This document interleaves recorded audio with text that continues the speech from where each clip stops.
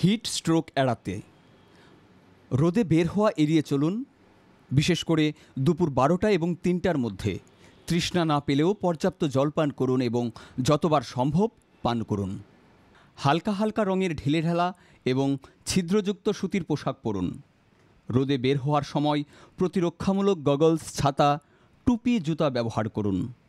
বাইরের তাপমাত্রা বেশি হলে কঠোর কার্যকলাপ এড়িয়ে চলুন।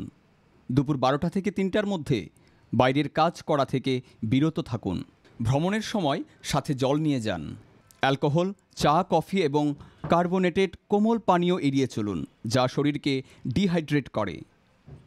উচ্চ প্রোটিনযুক্ত খাবার এড়িয়ে চলুন এবং বাসি খাবার খাবেন না। আপনি যদি বাইরের কাজ করেন তবে একটি টুপি বা ছাতা ব্যবহার করুন এবং আপনার মাথা, ঘাড়, মুখ এবং অঙ্গ প্রত্যঙ্গে একটি ভেজা কাপড় ব্যবহার করুন। পার্ক করা যানবাহনে শিশু বা পোষা প্রাণী ছেড়ে দেবেন না।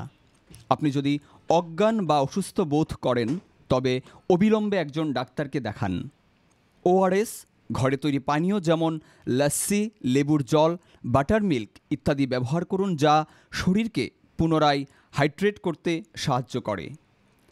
প্রাণীদের ছায়ায় রাখুন এবং তাদের প্রচুর জল পান করান। আপনার ঘর ঠান্ডা রাখুন, পর্দা, শাটার বা সানশেড ব্যবহার করুন এবং রাতে জানালা খুলে দিন।